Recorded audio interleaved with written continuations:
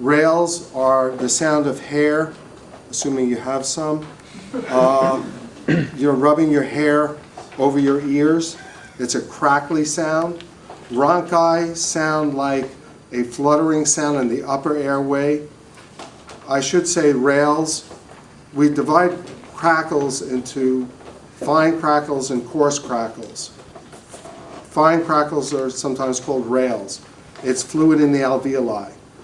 Coarse crackles or rhonchi are upper airway sounds. They're in the upper airways, and there's mucus in those airways, and you hear this rattling sound as the patient takes a deep breath. Those who are on the medicine rotation tomorrow, I have 2 patients who are unfortunately going to join the invisible choir, and we can listen to their lungs tomorrow. And then, of course, wheezing. Wheezing is a sound of bronchospasm. Wheezing, if any patient who wheezes, cancel for surgery immediately.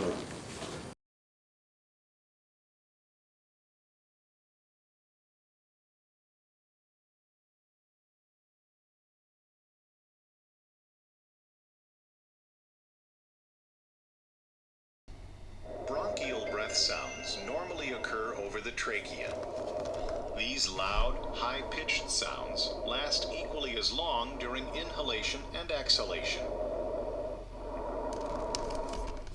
Bronchovesicular breath sounds occur anteriorly in the first and second intercostal spaces, and posteriorly between the scapulae to the right of the spine. These sounds have a medium intensity and pitch, and are heard equally as long during inhalation and exhalation.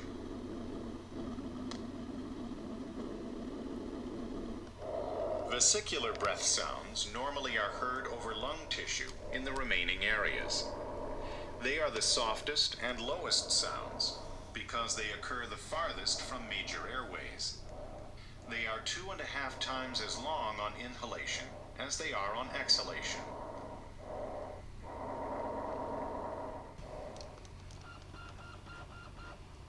Fine crackles are soft and tend to be high-pitched and short.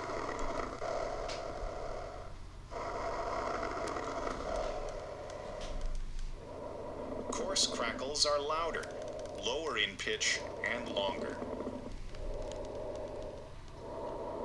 When air passes through these narrowed airways during expiration, it creates a high-pitched wheezing sound.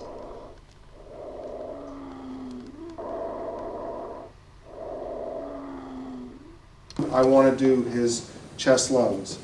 And if you could just turn and face the audience. If we may call them that. All right, just turn. So Which you're, way? Yeah, turn all the way around. Okay, all the way around. Right. So the first thing I want to do is just watch him take a deep breath. And he has symmetrical expansion of his chest. And then I do a percussion. Now, percussion is subtle, and but you do it because it's usually patient's number 1 expected and 2 is traditional. So if I percuss over his scapula, you hear a very dull sound. If I percuss over his lung, you hear a more hollow sound, but again, it's subtle. So the way I percuss is I go 1, 2, 3, 4, 5, 6, 7, 8, 9, 10. So in other words, I percuss in a symmetrical fashion and I listen in a symmetrical fashion. And what I'm looking for is differences in sound. So what I do is I ask the patient to take a deep breath. Some patients breathe like this. Well, I say to the patient, open your mouth, please. Take a long, deep breath. I make sure that the diaphragm of the stethoscope is warm. I warm it, and I take a deep breath, please. Breathe. Breathe. Breathe. Breathe. Breathe. Laterally, breathe. Breathe. So you can see that I'm doing it symmetrically. Now, if he turns around,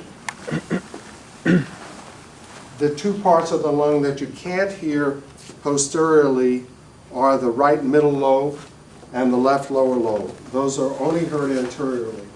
So I take a listen here, take a deep breath, and then down here, breathe. And what I'm listening for are sounds. Bronchoalveolar sounds are normal sounds. Adventitious sounds are abnormal sounds. What are the abnormal sounds? Rales, wheezes, and rhonchi. Okay. And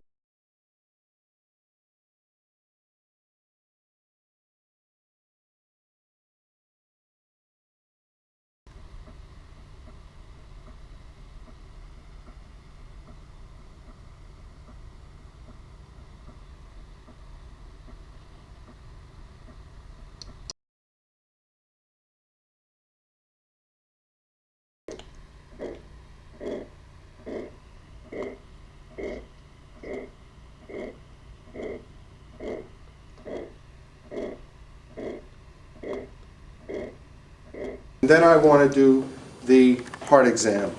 Some people percuss the heart. It is of very little value, very honestly. But I want to listen to the heart, and that's of tremendous value. And so we do ape to man, aortic, pulmonic, tricuspid, and mitral. Okay? And I'm listening for S1, S2, lubbed up. And are there any other heart sounds besides S1, S2? Murmurs, especially. That's what I'm concerned about. So I take the diaphragm of my stethoscope,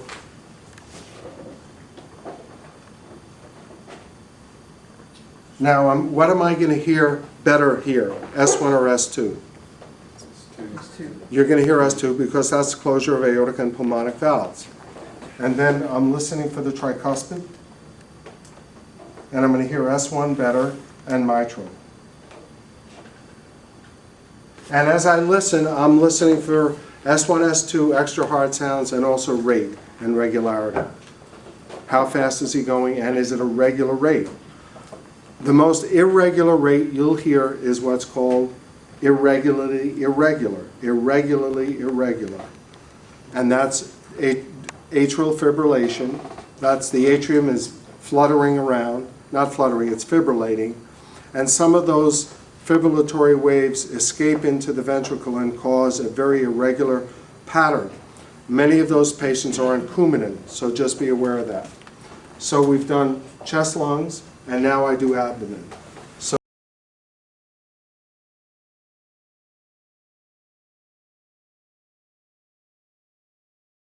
I ask the patient to lie down, and unfortunately we don't have a pillow. And then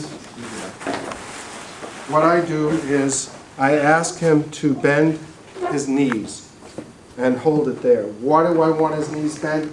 I want to get the rectus muscles out of commission here. I don't want them tense, so I can actually examine his abdomen.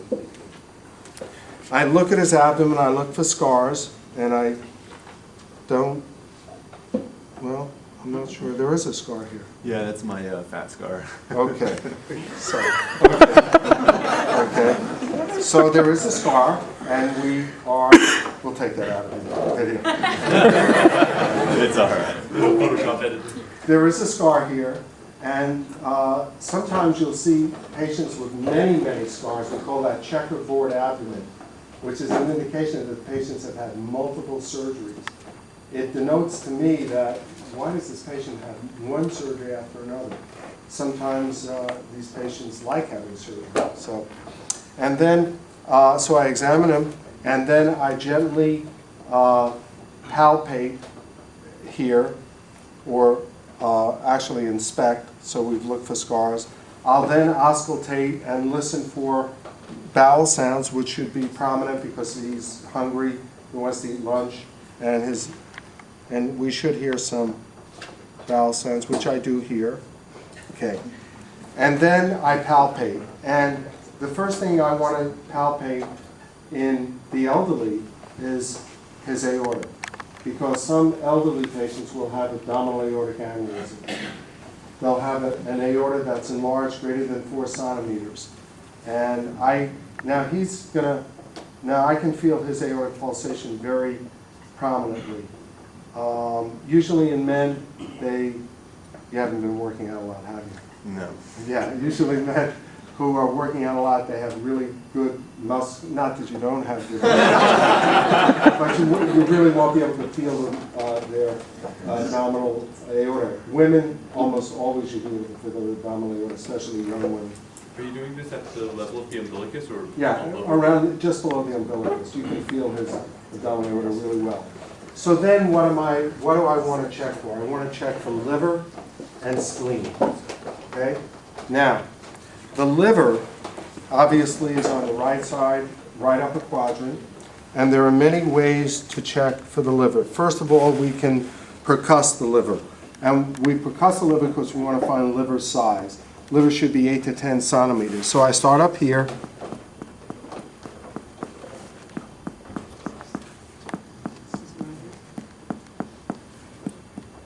And there is a little bit of difference in percussion. So his liver is about down here, and it's approximately 8 centimeters. So that's one way to look for the liver, to check for the liver. The next way, which is what I do, is I have the patient make a fist. I put it under their back, so I rise up that part of his abdomen. And then what I do is I ask the patient to turn his head to the left, okay? I don't want him breathing on me, okay? Because I contracted tuberculosis during my residency from a patient who breathed right in my face, very sick, and asked him not to do that, and of course he breathed and coughed and so on and so forth. So what happened is I asked him to take a deep breath in and take it out, and as he exhales, I press down and keep going up. Take a deep breath in, out, breathe in, out. And what I'm trying to feel for, take a deep breath in, out, is a little bump that I can feel with the tip of my fingers as he exhales and then inhales. As he inhales, his lungs should press down on his diaphragm, which should press down on the liver, and I should be able to feel the liver edge come down to my finger, or not. If I can't, that's fine. I don't detect any liver enlargement. Now, you may feel the liver, and the liver size may be normal. And we call that a scaphoid liver. So that liver, the liver it points down like this. It's like a heart, and you may feel the tip. But patients who have really enlarged livers, you'll be able to feel that tip way down here, okay? The next thing I'm looking for is his spleen. I should never be able to feel his spleen, okay? And the same thing, make a fist, good. Turn your head to the left, take a deep breath in, out, and I go under his left rib cage. Take a deep breath in, out, under his left rib cage. Great. Take a deep breath in, out. Great. And I don't feel a spleen at all. So I've checked for liver, spleen, abdominal, aorta. Can you feel the kidneys? No. Only if you have polycystic kidney disease. It's a very unusual condition. Patients have huge kidneys. You might be able to feel a kidney. But this thing where patients come in and say, I'm having back pain, I think my kidney is, acting up, can you please check? You can't ever feel kidneys. And can you feel the colon? If the patient is truly constipated, just full of stool, maybe you'll feel a colon. Sometimes up here, the patient will have a mass, and it's not the abdominal aorta. And the patient, you press on it, and the patient says, boy, I really need to go to the bathroom. What is that? It's a bladder. It's a bladder. Sometimes people mistake abdominal aortic aneurysms with full bladders. Okay. We don't do genitalia rectal, I don't check for hernias on a pre-op exam.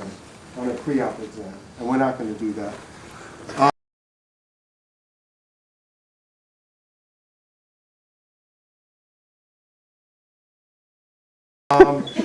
I want to check for his Extremities, I want to check for clubbing, cyanosis, and edema in his lower extremities.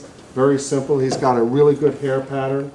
There's no cyanosis if you take off his shoes. I don't need to tell you how to do a lower extremity exam, but I do look for edema, and I do look for signs of peripheral vascular disease. Then we go to, you want to sit up? Okay, thank you. Then we go to the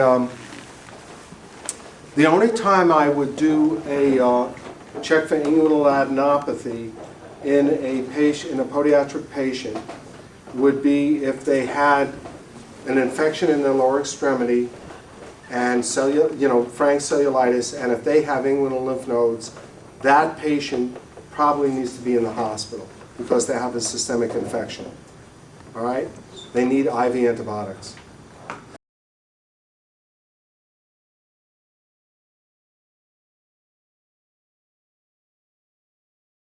And then we go to the cranial nerves, and we did the external ocular movements, which gets the abducens, oculomotor, and which one? Trochlear, thank you. We then go to the face, and we check, just puff your cheeks out, okay? Smile, okay. And that's the trigeminal. Okay, facial, I can just, he feels that, so that's sensory. We did the shrug, which is the spinal accessory. We did the gag, which is the hypoglossal. And am I missing any other cranial nerve? Olfactory. Olfactory, so, if I had something that he could, can you smell your armpit? Good. Rather you than me. So that's, and obviously he can hear, so that gets the cochlear. Okay.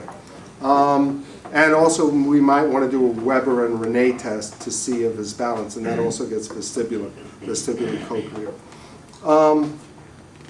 Our cranial nerve, now I have said before, when we looked at the neurology films, we had 1 hour of neurology, remember?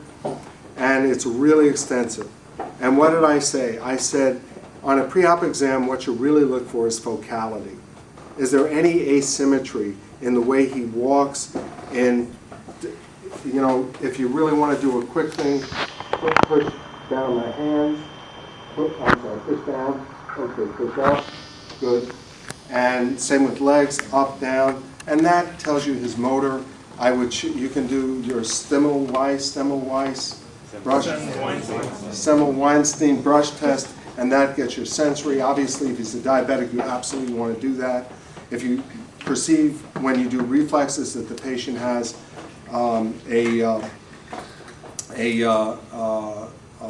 absent Achilles reflexes, he may have peripheral neuropathy. Does anyone have a hammer here? Not a reflex hammer. But sometimes what I do is, I just relax, and I bang with my, and you can see that his biceps moved, or triceps, and that was biceps actually. So those are the types of things you can do. But I really look for